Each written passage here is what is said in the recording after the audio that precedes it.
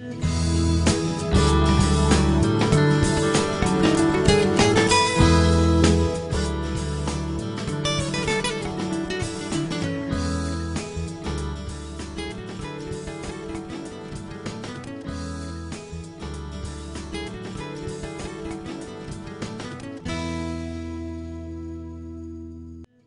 علیکم، خوش آمدید، صبح خیر تمام دیکھنے والوں کو۔ پروگرام ہے گڈ مارننگ کراچی اور میں ہوں آپ کا میزبان محمد یاسر۔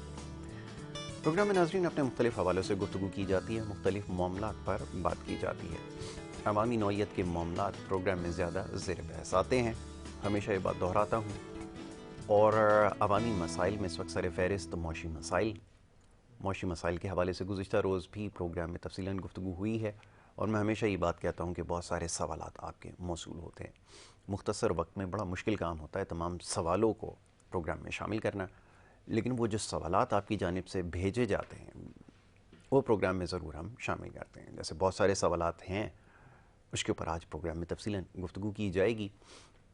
اس کے ساتھ ساتھ اور بہت ساری خبریں ہیں آج پروگرام میں آپ کے ساتھ شیئر کریں گے۔ بات ہو رہی تھی گزشتہ دنوں چند معاملات ایسے تھے، خاص طور پہ نوجوانوں کے جو معاملات تھے اس پہ بات کرنے کا موقع ملا، اور اب یہ جو رجحان ہے جو آج کل سیاست کی طرف زیادہ ہو گیا ہے، اس کو کیسے کم کیا جائے۔ کسی بھی معاشرے کی ترقی کے لیے ضروری ہے کہ وہاں پر یہ جو کھیلوں کی سرگرمیاں ہیں ان کو پروان چڑھایا جائے، اس کے لیے مواقع فراہم کیے جائیں۔ لیکن کیا کیجئے، جتنی بھی حکومتیں آئی ہیں، بڑی بدقسمتی رہی ہے ہماری، کھیلوں کے حوالے سے کوئی خاص ان کی کوشش نظر نہیں آئی۔ گزشتہ ادوار میں یقیناً کچھ ایسے فیصلے ہوئے جس کی وجہ سے پاکستان نے کھیلوں میں کافی ترقی کی، اور ایک موقع پر بڑا طویل عرصہ اس بات کو ہو چکا ہے کہ مختلف کھیلوں میں پاکستان دنیا بھر میں پہچانا جاتا تھا۔ وہ اسکواش کے حوالے سے، سنوکر کے حوالے سے، کرکٹ کے حوالے سے، ہاکی جو قومی کھیل ہے اس کے حوالے سے، اور اس طرح دیگر بہت سارے کھیل پاکستان میں کھیلے جاتے تھے۔ اس میں کافی بہترین کارکردگی جو ہے وہ پاکستان کی رہی، لیکن افسوس کے ساتھ کہنا یہ پڑتا ہے کہ پھر جیسے جیسے حکومتیں آتی گئیں، توجہ اس کھیلوں پہ سے کم ہوتی گئی، اور وہ ہوتے ہوتے سلسلہ یہ ہو گیا ہے کہ آج سوائے کرکٹ کے اور ایک آدھ چند انڈیویجول اسپورٹس میں جس میں لوگ حصہ لیتے ہیں، وہ اپنی تئیں کوشش کر کے نام بنا رہے ہیں۔ جیسے ابھی باکسنگ کے اندر بچہ ایک شہیر، اس نے جو ہے وہ کمپٹیشن جیتا، اور اس طرح اور ایک دو ایتھلیٹ ہیں، انگلیوں پہ گنے جا سکتے ہیں، زیادہ تو ہمارے پاس لوگ نہیں ہیں، جو اپنے تئیں کوشش کر رہے ہیں، اور بڑی محنت کے ساتھ انہوں نے پاکستان کا نام دنیا میں منوایا۔ اب یہ ساری بات کرنے کا مقصد یہ ہے کہ یہ حکومت کی ترجیحات میں کیونکہ چیز شامل نہیں ہے، اور یہ جتنے بھی معاملات ہیں بدقسمتی سے کھیلوں کے معاملات بھی سیاست کی نظر ہو گئے، اور جس کا نتیجہ یہ نکلا کہ آہستہ آہستہ جیسے ہر شعبے میں گراوٹ آتی گئی معاشی سطح پر اور سنا دیگر معاملات میں، اس طرح کھیلوں کے اندر بھی ہم نے دیکھا گراوٹ آتے آتے آتے کچھ ایسے اسپورٹس ہیں جو پاکستان جن میں کبھی دنیا میں پہچانا جاتا تھا، اپنا ایک مقام رکھتا تھا، وہ آج پاکستان سے ناپید ہو گئے ہیں۔ اب اس کی ذمہ داری کس کے اوپر عائد کی جائے، اور پھر یہ جو رجحان ہے اس کو برقرار رکھنے کے لیے جیسے میں نے عرض کیا کہ حکومتوں پہ بڑی بھاری ذمہ داری عائد ہوتی ہے، لیکن اس کو یکسر نظر انداز کیا گیا۔ اب آیا یہ کوئی سوچی سمجھی سازش کا لفظ استعمال کرنا تھوڑا سا غیر مناسب ہے، کسی پلاننگ کے تحت کیا گیا، یا یہ حکومتوں کی کوشش تھی کہ آہستہ آہستہ اس سلسلے کو ختم کر کے نوجوانوں کو سیاست کی طرف لگایا جائے یا ان معاملات پر لگایا جائے، جو بھی اس کو نام دے لیجئے۔ نتیجہ یہ ہے کہ آج کھیلوں کے اندر پاکستان جو ہے اس جگہ نہیں ہے جہاں سے ہونا چاہیے تھا۔ میں ہمیشہ ایک سوال کرتا ہوں، اولمپکس کے جب مقابلے ہوتے ہیں، جامیکا آئی لینڈ ایک چھوٹا سا جزیرہ ہے، اور جب اس کی نمائندگی اولمپکس کے اندر ہوتی ہے تو ابھی جو گزشتہ اولمپکس رہے ہیں 6 گولڈ میڈل انہوں نے اس میں جیتے ہیں، اور پاکستان جو کہ 22 کروڑ کہا جاتا ہے تقاریر کے اندر، جو سیاسی رہنما اکثر اس کو دہراتے ہیں جملے کو کہ 22 کروڑ عوام ہے، اس 22 کروڑ مان لیں اگر ان کی بات، ویسے تو ان کی کوئی بات نہیں ماننی چاہیے، لیکن اگر ان کی بات کو مان لیا جائے تو یہاں پہ اس آبادی کے بڑے مجموعے میں جو گولڈ میڈل کی تعداد ہے وہ 0 ہے۔ تو یہ ایک بہت بڑا المیہ ہے، اب اس کے بارے میں سوچنے کی ضرورت ہے. عموماً ایسی باتوں پر پروگرامز میں بات کرنے کا موقع کم ملتا ہے. آج کوشش کریں گے اس معاملے پہ تھوڑی سی گفتگو کی جائے کھیلوں کے حوالے سے. آج بڑے خاص مہمان اسٹوڈیوز میں تشریف فرمائیں، کھل کر ان تمام معاملات پر گفتگو کی جائے گی اور ساتھ ہی جو آپ کے سوالات ہیں انہیں بھی پروگرام کا حصہ بنایا جائے گا. ایک مختصر سی بریک یہاں پر لینی ہوگی اور بریک کے بعد جب واپس آئیں گے تو مہمانوں کو بھی خوش آمدید کہیں گے اور اس کے بعد وہ گفتگو کا جو سلسلہ ہے اس کو بھی آگے بڑھایا جائے گا. تو ایک چھوٹی سی بریک کی طرف ہمیں جانا ہوگا، بریک لے رہے ہیں، بریک کے بعد واپس آئیں گے اور گفتگو کے سلسلے کو یہیں سے شروع کریں گے. آپ دیکھتے رہیے پروگرام گڈ مارننگ کراچی.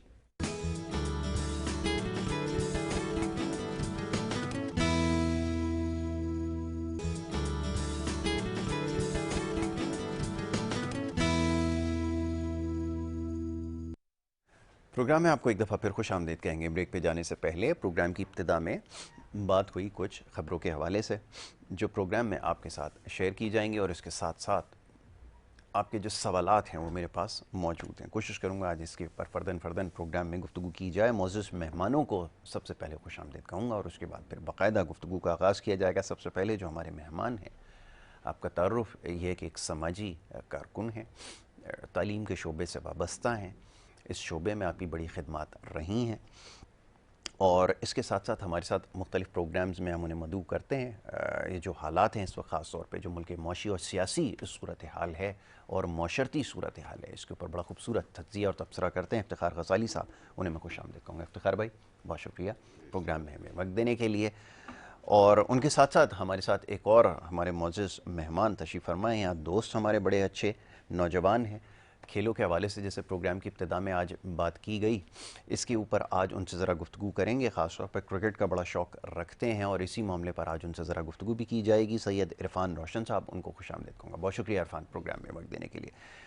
غزالی بھائی، گفتگو کا آغاز تھوڑا سا ابھی جو ٹرانسپورٹ کا مسئلہ جیسے بھی ہم بات کر رہے تھے کہ ایک بڑے میگا سٹی کے اندر معاملات اگر خراب کرنے ہو تو میرے خیال میں اس کی بنیاد اگر آپ نے ڈالنی ہے تو وہاں کی ٹرانسپورٹیشن کو آپ ہلا کر رکھ دیں یا وہ نظام وہاں کا جو ہے وہ خراب کر دیں اور اس کے بعد پھر جو کچھ ہوگا وہ آپ کو نظر آ رہا ہے. تو سوال پوچھنے کا مقصد یہ ہے کہ جب ٹرانسپورٹیشن جیسا مسئلہ اگر حل نہیں ہوگا، کراچی جیسے شہر کے اندر، جیسے میں نے ابھی ابتدا میں کہا کہ وہ جو سیاسی تقاریر کے اندر کہیں 24 کروڑ کہیں 22 کروڑ کا تذکرہ ہوتا ہے، بڑی حیران کن بات ہے.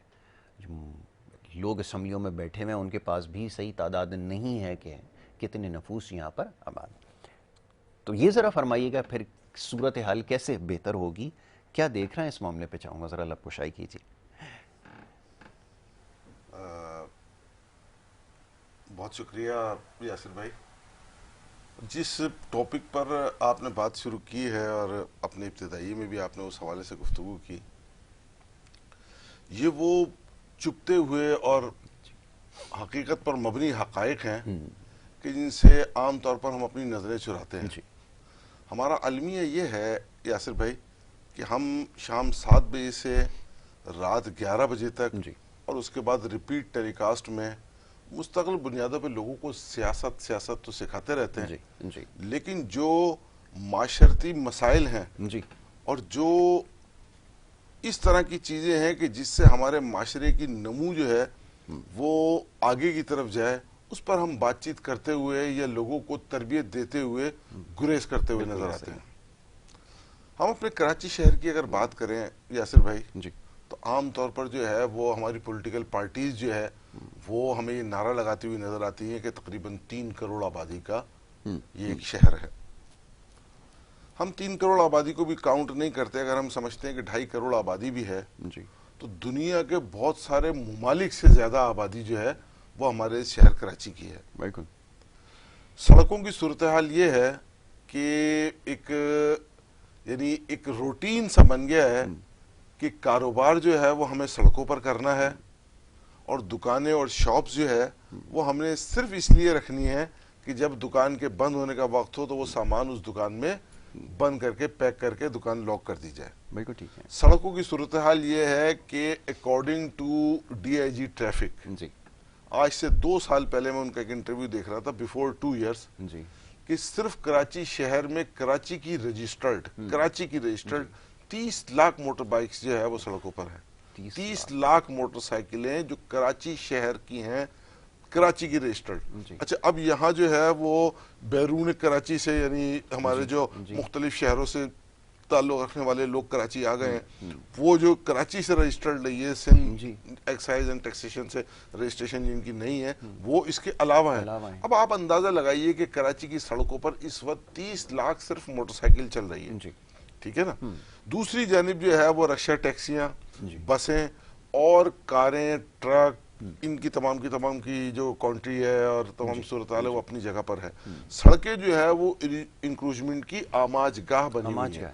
अच्छा, अब एक जरा थोड़ा सा इसको एक तरफ रखते हुए ये जरा जहन में लेकर आइए कि ड्राइविंग लाइसेंस बनाना एक इस तरह का काम है कि कोई भी आदमी जाके जिसे ड्राइविंग की अलिफ बे भी ना पता हो, जिसे ट्रैफिक कवानीन के बारे में बिल्कुल शुद्ध भी ना हो, हम उसे भी एक ड्राइविंग लाइसेंस जारी कर देते हैं और फिर उसके बाद वो सड़क पर जो है वो जो है ना वो LTV नहीं बल्कि HTV जो है वो ट्रैफिक जो है वो चलाता हुआ हमें, डंपर लोडर जो है वो चलाता हुआ, हैवी ट्रैफिक चलाता हुआ कंटेनर लेकर सड़क पर निकला हुआ नजर आता है।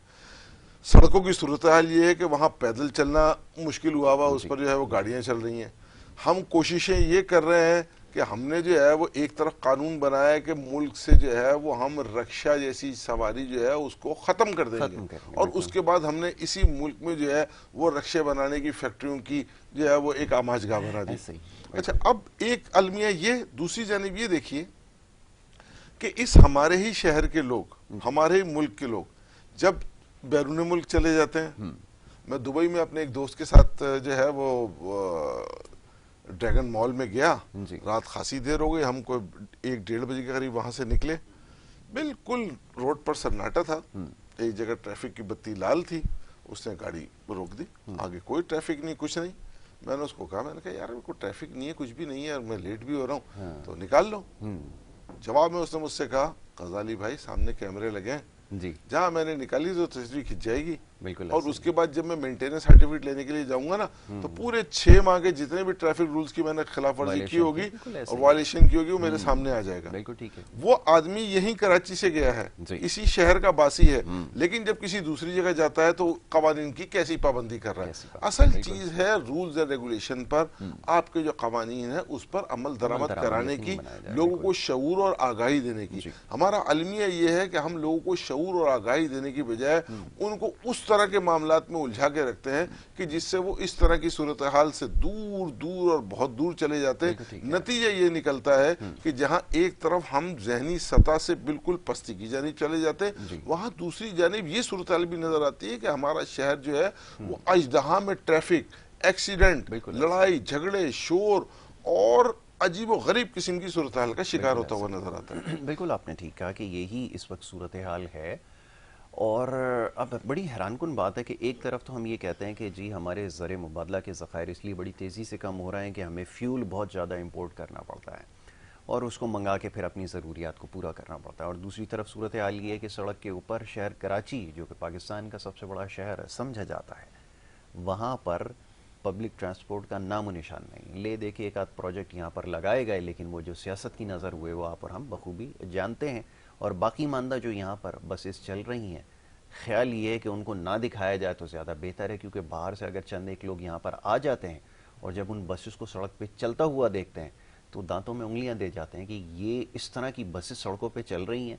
तो ये हमारी बड़ी बदकिस्मती है इस मामले पे। और इसके अलावा और दीगर मामलात हैं, गुफ्तगू की जाएगी। ज़रा इरफान की तरफ चलता है। इरफान ये बताइए, क्रिकेट आप देख रहे हैं और जायज़ा भी ले रहे हैं, और मैं कुछ इंडिविजुअल परफॉर्मेंसेस का कुछ देर पहले तस्करा कर रहा था। शान मसूद का मेरे जहन में आया कि बड़ा अच्छा बैट्समैन है, मुल्तान सुल्तान को रिप्रेजेंट कर रहा था और आउट ऑफ नोवेयर वो एक टेस्ट प्लेयर समझा जाता था, T20 का प्लेयर हो गया। देन वो काउंटी खेलने के लिए गया तो मैं उसकी सीज़न में परफॉर्मेंस देख रहा था, रिकॉर्ड्स आफ्टर रिकॉर्ड्स वो बना रहा है।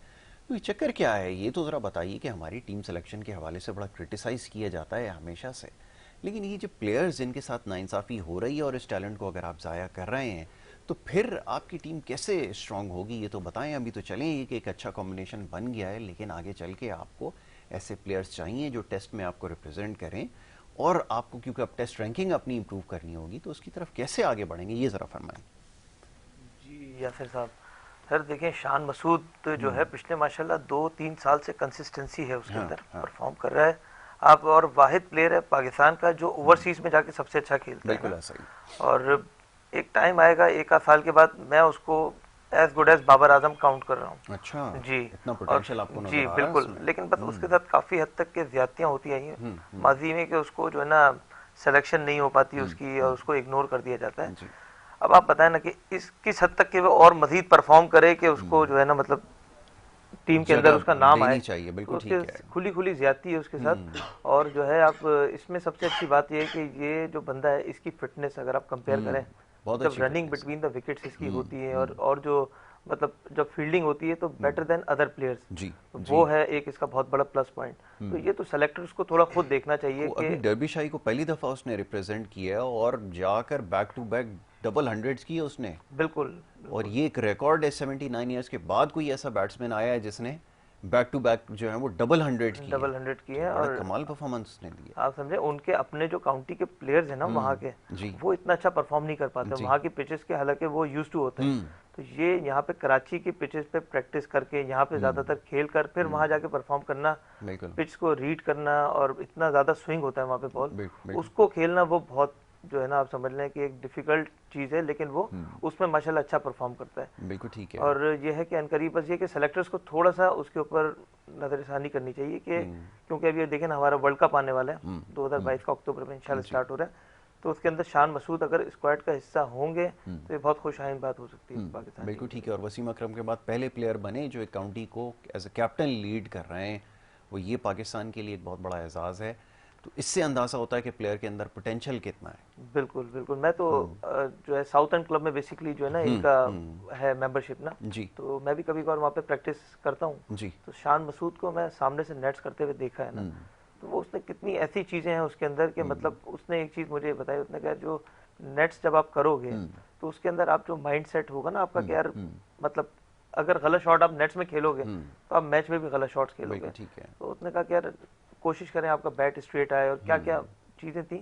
میں تو ایک بالکل آرڈنری سا نارمل لیول پہ کھیلنے والا ہوں، مجھے بھی اتنی اچھی بیسکس اس نے بتائی کہ تھوڑی بہت کے اوپر اس نے کام کیا. ٹیکنیکل اس کی جو بیٹنگ کے اندر چند ایک فلاز تھے جو کافی عرصے سے شروع میں اس کو پوائنٹ آؤٹ کیا گیا، یہ بڑی اچھی بات ہے. اس نے بڑی جلدی اوور کم کیا، اور بہت تھوڑے ایسے کرکٹرز ہوتے ہیں جو اپنی غلطیوں پہ جلدی قابو پا لیتے ہیں. اور دیکھیں جیسے ہی وہ ایرر اس نے دور کیا ہے، آپ دیکھیں رنز کے اس نے جو ہے وہ ڈھیر لگا دی ہیں، تو یہ بڑا اس کا کمال ہے. پہلے تو اس کو ٹیسٹ میں بھی مشکل سے کبھی چانس ملتا تھا، لیکن آپ سمجھ لیں کہ T20 میں اور ون ڈے میں ہر فارمیٹ میں آپ لے جائیں، دنیا کے کسی حصے میں اسے کھلا لیں تو وہ بیٹر دین ادر پلیئرز ہے. کیوں کنسسٹنسی ہے اس کے اندر، اور پلیئرز میں اتنا نہیں ہے. فخر زمان ہے اچھا پلیئر ہے، لیکن اگر 2 میچز میں اسکور کرتا ہے پھر پیچھے 3 میں نہیں کرتا. ایسا ہی ہے. ان کا یہ ہے کہ یہ ہر میچ میں مطلب کنسسٹنٹ ہے، یہ سب سے زیادہ ضروری ہوتی ہے. لیکن اگینسٹ آسٹریلیا ہم سوچ رہے تھے کہ اگر موقع دیا جاتا تو پھر کوئی بات تھی، لیکن اب یہ بڑی حیران کن بات ہے کہ ایک آپ کے ڈومیسٹک سرکٹ میں لڑکا پرفارم بھی کرتا ہے، رنز بھی کرتا ہے، لیکن اس کے باوجود جب آپ اس کو مین اسٹریم میں لے کر آتے ہیں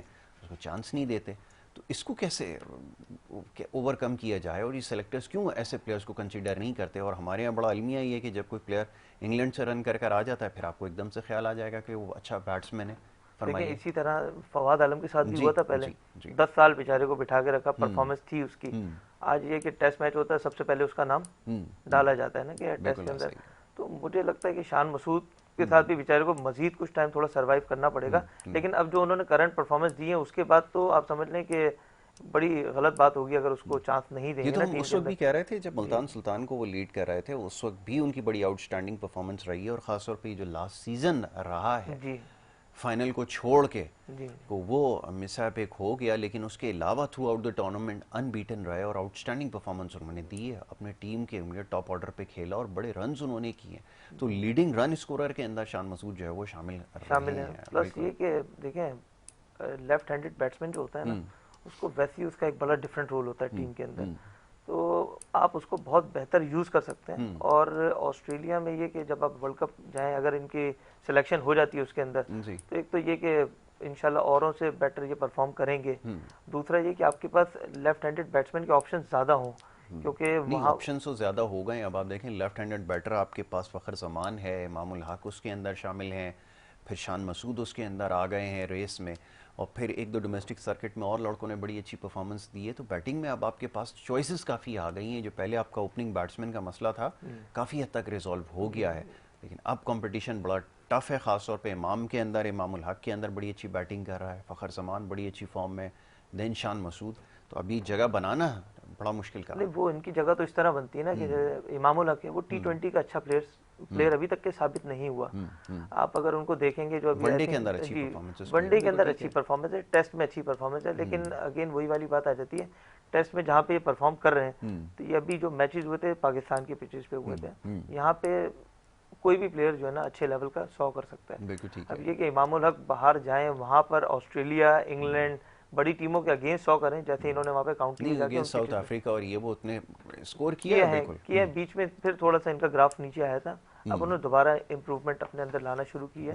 لیکن پھر ایٹ دی اینڈ اگر آپ اوور آل ریکارڈ اٹھا کے دیکھتے ہیں تو شان مسعود کرنٹلی اس سے بہت اچھا ہے, بہت اچھا. اور یہ کہ ورلڈ کپ کے اندر ان کی سلیکشن ہو جائے زیادہ اچھا ہے, نہ کہ زاہد محمود ٹائپ پلیئر کو آپ زبردستی ڈالیں. ان کی بھی جگہ نہیں زاہد محمود کو بڑا ہائیلی ریٹ کرتا ہوں, بہت ٹیلنٹڈ وہ ہے لیگ اسپنر. اور خیر ابھی اس کے اوپر بات کرتے ہیں, کیونکہ آپ کے پاس اور بھی بولنگ میں اب آپشنز کم ہوتے جا رہے ہیں نا. آپ کے پاس ایک رائٹ آرم لیگ اسپنر میں صرف شاداب ہے, یہ ایک بڑا اچھا آپشن ہے. اس نے ڈومیسٹک میں بڑی اچھی پرفارمنس دی ہے, یہ الگ بات ہے کہ وہ ابھی تک کلک نہیں کر سکا, یا چانس اس کو ویسا نہیں ملا. چلیں عرفان, ابھی اس کے اوپر گفتگو کرتے ہیں. ایک چھوٹی سی بریک کے لیے کہا جا رہا ہے, ایک بریک لے لیتے ہیں, بریک کے بعد واپس آئیں گے. مختلف حوالوں سے گفتگو ہو رہی ہے, آپ دیکھتے رہیے پروگرام گڈ مارننگ کراچی.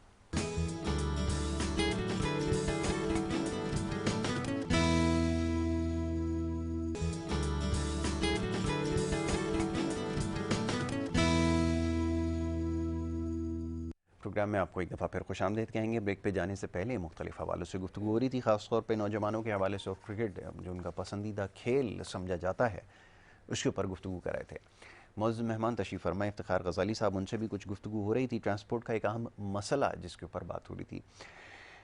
غزالی بھائی یہ فرمائیے کہ اب جو سیاسی صورتحال ہے, جو رسہ کشی ہو رہی ہے, وفاق کے اندر کس کی حکومت آئے گی, کس کی نہیں آئے گی, لیکن یہ جو عوامی نوعیت کے مسائل ہیں, بالخصوص شہر کراچی کے اندر جو پچھلی حکومت گئی ہے, جس نے یہ دعویٰ کیا تھا کہ شہر کراچی سے اگر منتخب ہو گئے تو اس کی تقدیر بدل دی جائے گی, کس حد تک یہ وعدہ وفا کرنے میں کامیاب ہوئے؟ یہ تو ذرا بتائیے کہ جو شہر کی سڑکیں ہیں, جو پہلے سے یہاں پہ حکومت موجود ہے, صوبائی حکومت, یقیناً ان سے نہ پہلے کبھی کوئی امید تھی, نہ اب ہے, اور نہ آگے کسی کو کوئی امید ہے, لیکن وفاق پہ تو ایک بڑی بھاری ذمہ داری عائد ہوتی ہے. اور کراچی کے لوگ یہ سوچنے پہ مجبور ہو گئے تھے کہ شاید وفاق میں اگر کوئی حکومت ہماری آ جائے گی تو یقیناً ان تمام مسائل سے ہماری جان چھڑا سکے گی. فرمائیے. جیسے پہ دیکھیے, کراچی شہر جو ہے وہ ہمیشہ سے مسائل کی آماجگار ہے. بالکل ایسا ہی, یہ آج کی بات نہیں ہے. ہم دہائیوں سے جو ہے وہ اس شہر کو جو ہے وہ, چاہے وہ امن و امان کے حوالے سے, لا اینڈ آرڈر کے حوالے سے سچویشن ہو, یا کراچی کے جو ہے وہ سماجی اور معاشرتی مسائل ہوں, اس شہر کو کبھی بھی کسی نے اون نہیں کیا. اور یہ شہر ہمیشہ ہمارے سیاستدانوں کے, ہمارے سماجی رہنمایان کے, یا تمام کی تمام جو اس طرح کی قبیل کی چیزیں ہیں, ان سے مکمل طور پر جو ہے وہ یکسر نظر انداز ہوتا رہا ہے. اچھا, اب ایک چیز یہ بھی ذہن میں رکھنی ہے کہ کراچی شہر ہمارا پورٹ سٹی ہے, ٹھیک ہے, ہمارا فائنینشیل ہب ہے. اور میں اکثر جو ہے وہ دوستوں کے ساتھ گفتگو میں اور مختلف پروگرامات میں یہ کہتا رہا ہوں کہ کراچی شہر ہمارے ملک کا پالن ہار ہے. پورے ملک کے ریونیو کا 62% ہم کراچی سے جنریٹ کرتے ہیں. آپ ذرا اندازہ لگائیے نا کہ اس ملک کے اندر جو ہے وہ لاہور بھی ہے اور فیصل آباد بھی, یہاں راول پنڈی بھی ہے اور ملتان بھی, یہاں حیدرآباد بھی ہے اور لاڑکانہ بھی, یہاں کوئٹہ بھی ہے اور پشاور بھی. ان تمام کے تمام بڑے شہروں کو آپ ایک طرف رکھیں تو ان سے جو ریونیو کی کلیکشن ہے وہ 38% ہے, اور صرف اس ایک اکیلے کراچی شہر سے جو ہے وہ ہم 62% ریونیو جو ہے وہ پورے ملک کا جمع کرتے ہیں. یعنی آپ یہ اندازہ لگائیے کہ پورے ملک میں اگر کہیں کسی بھی طرح کی خدمات میں, چاہے وہ صحت کا شعبہ ہو, تعلیم کا شعبہ ہو, یا کسی بھی حوالے سے کسی شعبے میں جو ہے وہ حکومت ترقیاتی کام کرتی ہے اور اس پر 100 روپے خرچ کرتی ہے, تو اس میں 62 روپیز کا شیئر جو ہے وہ ہمارے اس کراچی شہر کا ہوتا ہے.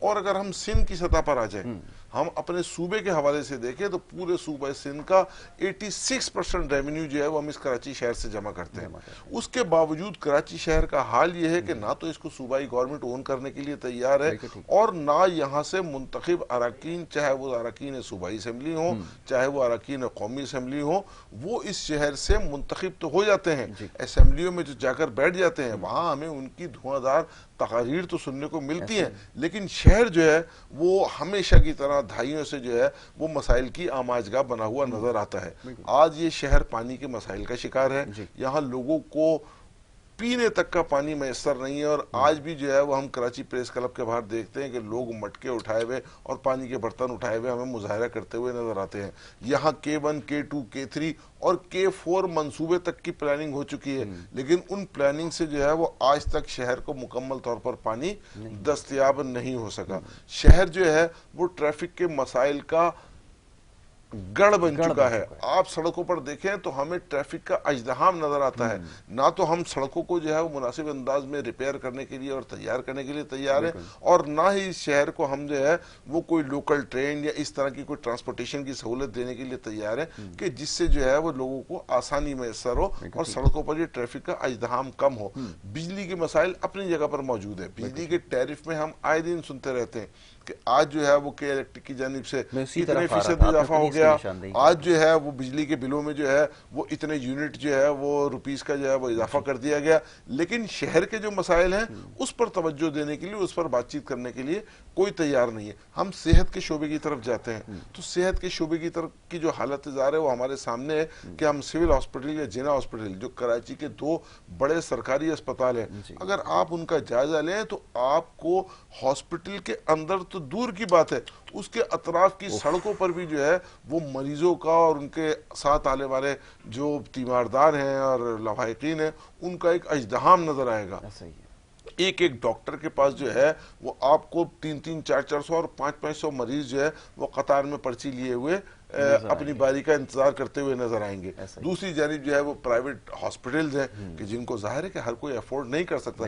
यानी कहने का मतलब ये है कि जो बुनियादी जरूरियात की चीजें हैं, चाहे वो पानी हो, गैस हो, बिजली हो, उन तमाम की तमाम चीजों से हमने इस शहर को कोसों दूर रखा हुआ है, लेकिन हम इस शहर का खून निचोड़ने के लिए, यहाँ से रेवेन्यू कलेक्शन के लिए हम वक्त और हर वक्त तैयार रहते हैं।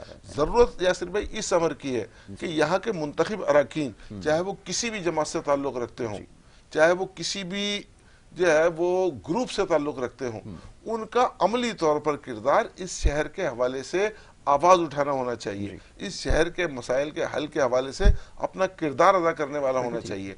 तालीम के शोबे की हालत आप देख लें कि एक जमाना ये हुआ करता था कि हमारा कराची शहर जो है वो सबसे ज्यादा लिटरेसी पावर रखने वाला शहर हुआ करता था। हमने इस शहर की तालीम को मुकम्मल तौर पर तबाह बर्बाद करके रख दिया।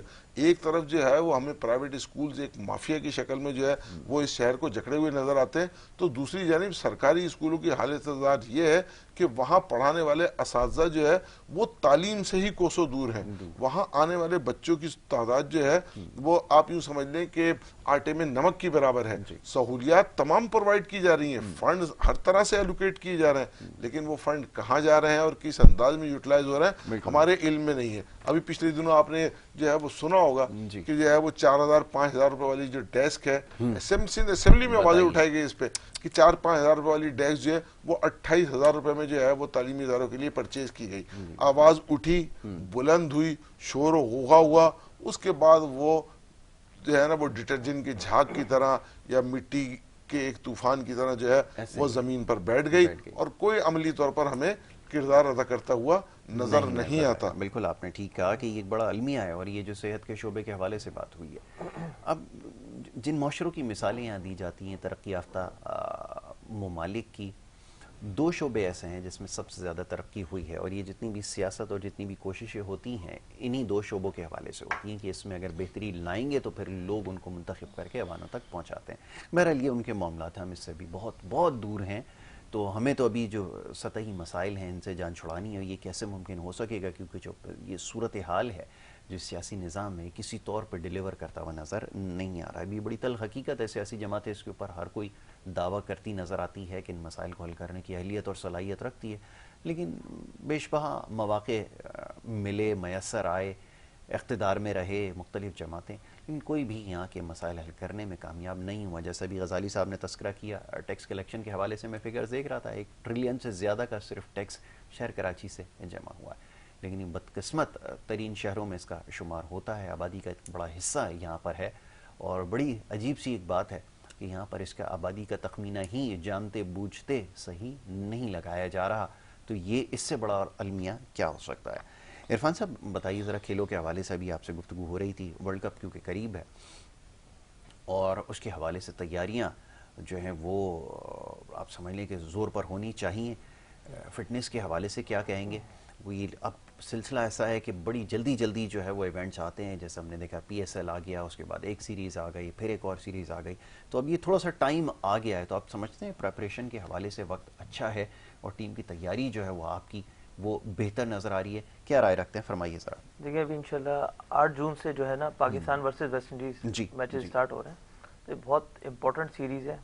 اس کے اندر آپ کو پتہ چلے گا کہ آپ کے کون سے ایسے پلیئرز ہیں جن کو آپ کو ورلڈ کپ کھلانا چاہیے. بالکل ٹھیک ہے. آپ کے خیال میں کہ یہ آپ کا ٹرائل ہو جائے گا؟ یہ ایک ٹرائل ہے اور اس کے اندر پرفارمنس بہت زیادہ امپورٹنٹ ہے، کیونکہ ظاہر بات ہے فارم کیری کرنا لانگ ٹائم تک کے وہ مطلب یہیں سے آپ کو مشکل کام ہوتا ہے. یہیں سے آپ کو پتہ چلے گا کہ کون سے پلیئرز ایسے ہیں جو جن کے اندر اتنا وہ پوٹینشیل ہے کہ وہ آگے تک کے کیری کریں گے اپنا فارم.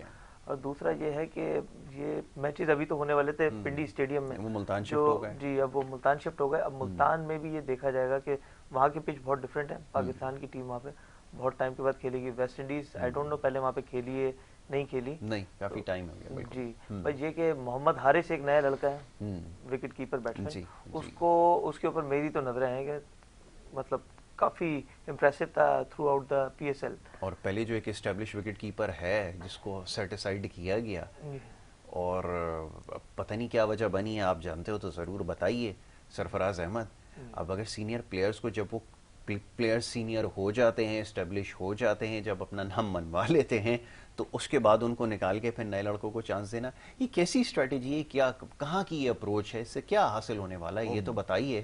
اور ایک جملہ صرف کہوں گا اس حوالے سے، آپ کنٹینیو رکھیے گا اپنی بات، کہ وہ بڑا مشہور ہوا تھا سرفراز کے حوالے سے کہ سرفراز دھوکہ نہیں دے گا لیکن سرفراز دھوکہ کھائے گا. جی بہت خوب. دیکھیں سرفراز احمد یہ جو آپ کو خود بھی پتہ ہے کہ پرفارمنس اگر آپ دیکھیں نا تو پچھلے 1-2 سال سے ان کا اچھی پرفارمنس نہیں ہوئی ان کے بیٹ سے. صحیح ہے. دوسرا یہ ہے کہ ایٹیٹیوڈ جو ہے نا ان کا، اس سے کافی لوگوں کو پرابلم تھی، کافی پلیئرز کو پرابلم تھی. یہی وجہ ہے کہ آپ دیکھیں، آپ کو اسپورٹس مین ہیں، آپ اگر کسی ٹیم کے کیپٹن ہیں تو آپ کو بہت زیادہ ایگریسو ہونا اچھا ہے، لیکن مطلب آپ کو نا اس میں تھوڑا سا لفظ آپ کو اس طرح استعمال کرنا چاہیے. میں آپ کی بات سے اتفاق کرتا ہوں. آپ نے ٹھیک کہا. ماضی میں کپتان ہوا کرتے تھے اور وہ کرکٹ کی کھیل سے تعلق تھا، آپ پتہ نہیں شاید جانتے ہیں نہیں جانتے، تو وہ بڑے کامیاب کپتان تھے اور وہ مزاج کے بڑے سخت تھے.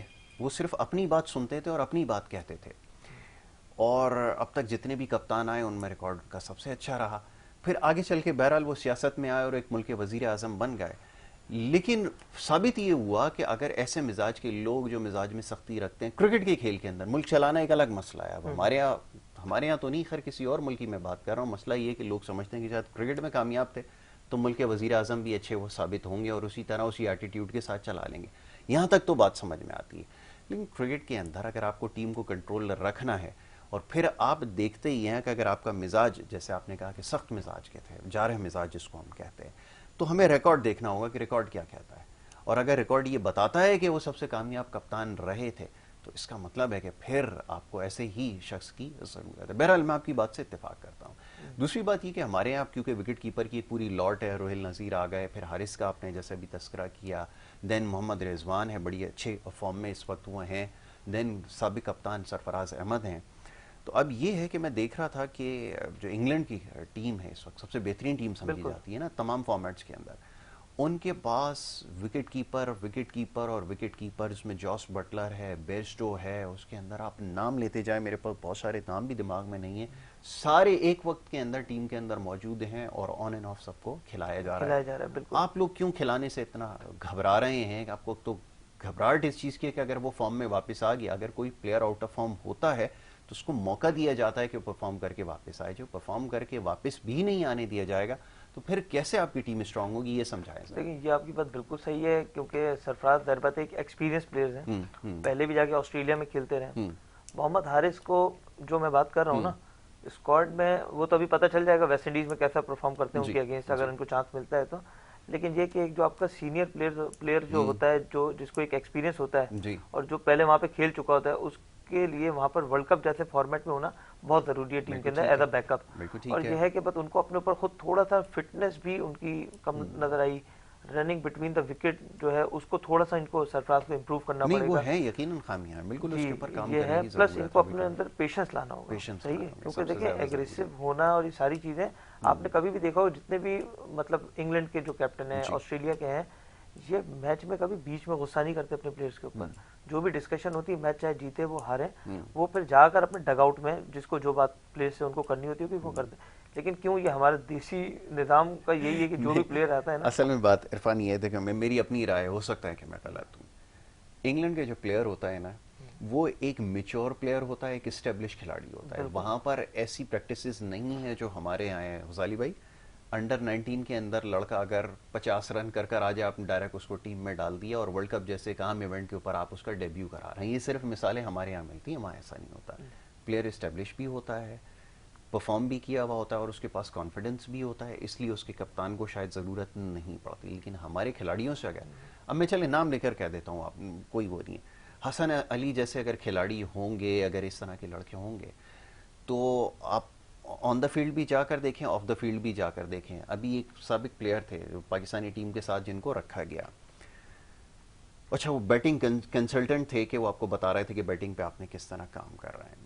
انہوں نے اس لڑکے کو کہا کہ آپ ٹریننگ کر کر آئے ہو تو آپ ایک کام کرو، کنڈیشننگ کے لیے ایک طریقہ ہوتا ہے جس میں آپ آئس کیوب ڈال کے باتھ ٹب میں بیٹھ جاتے ہیں تاکہ وہ جو مسل فٹیگ ہے وہ کم ہو سکے، نیکسٹ ڈے کے لیے آپ تیار ہو سکے. تو وہ لڑکا ان سے بدتمیزی اس وقت کر رہا ہے کہ تم مجھے ہوتے کون ہو بتانے والے کہ میں نے کیا کرنا ہے اور میں نے کس طرح اپنے آپ کو فٹ رکھنا ہے. یہ حال ہے جس کے اوپر وہ سینئر کھلاڑی یونس خان ان کا نام ہے، جو پاکستان کے ٹاپ اسکورر ہیں، ان کو T20 ورلڈ کپ لا کے دیا آپ کو. T20 ورلڈ کپ انہوں نے جتوا کے دیا ہے. انہوں نے بھی یہ شکایت کی کہ لڑکے بدتمیز ہیں اور ان کو یہ پتہ نہیں ہے کہ سینئر کھلاڑیوں کے ساتھ بات کس طرح کی جاتی ہے. اب آپ بتائیے، اب آئیے واپس سرفراز کے ایٹیٹیوڈ کی طرف فرمائیے. دیکھیں سرفراز کا وہی والی، سرفراز کا ہی نہیں، کافی سارے پلیئرز ہیں جن کا ایٹیٹیوڈ کا مسئلہ ہے. اور آئی ڈونٹ نو یہ بات کس حد تک کہ صحیح ہے کہ ٹیم میں کچھ ایسی مطلب بہت زیادہ ایک باؤنڈنگ جو ہونی چاہیے نا ہماری ٹیم کے اندر نہیں ہے. ٹھیک ہے، الگ الگ جیسے کہ 4-5 کس کی ذمہ داری ہوتی ہے یہ باؤنڈنگ بنانا؟ نہیں تو یہ تو آپ کے جو چیئرمین ہیں، چیئرمین کی میرے خیال سے مین ذمہ داری ہے. چیئرمین ان کو بٹھا کر پورا ان کو گائیڈ کرے کہ بھائی آپ کو یہ کیا ڈسپلن ہوتا ہے کرکٹ وغیرہ کھیلنے کا، کیا طریقہ ہوتا ہے. آپ جب گراؤنڈ میں ہوتے ہیں تو آپ 11 پلیئرز نہیں کھیل رہے ہوتے، آپ کی پوری کنٹری کھیل رہی ہوتی ہے. آپ پوری کنٹری کی آپ کے اوپر نظر ہوتی ہے اور ایک عزت کی بات ہوتی ہے. ہر پوری دنیا سے لوگ آپ کو دیکھ رہے ہوتے ہیں کہ یار آپ ملک کے ریپریزنٹیٹیو ہوتے ہیں، ایمبیسڈرز ہوتے ہیں ملک کے. بالکل ٹھیک ہے. اور باقی دوسرا یہ ہے کہ اس بار جو PSL ہوا ہمارا، PSL کے اندر یہ کہ ماشاءاللہ نئے نئے لڑکے ہر PSL میں ایک دو نکل کے آتے ہیں. زمان خان ایک بڑے اچھے بالر ہیں، وہ فیوچر میں یہ کہ ان کو کوئی ایک ڈیبیو کرایا جائے کیونکہ ان کی پرفارمنس کافی اچھی رہی تھی. ویسے میری تو خواہش یہ تھی کہ ویسٹ انڈیز والا جو ہے ابھی پاکستان کا، اس کے اندر ان کو ٹرائی کیا جاتا ہے. سلوور ون بھی بڑی اچھی مارتے ہیں اور ویرائٹی بھی ہے ان کے پاس، یارکرز بھی اچھی ہیں ان کی، ٹرائی کرنا چاہیے تھا. اور شاہ نواز دہانی وہ بیچارہ کافی اگنور ہوتا ہے، اس کو اسکواڈ میں تو حصہ تو ہوتا ہے لیکن آپ اگر لیٹ سپوز کوئی سیریز جیت گئے، 3 میچوں کی سیریز 2 آپ جیت گئے، تیسرے میچ میں آپ اس کو چانس دیتے ہیں، لیکن اس طرح اس کا کانفیڈنس بوسٹ نہیں ہوگا. آپ اس کو لیڈ کر لیتے ہیں، وہ فائٹر ہے اور وہ جو ہے نا مطلب better than I think Hasan Ali.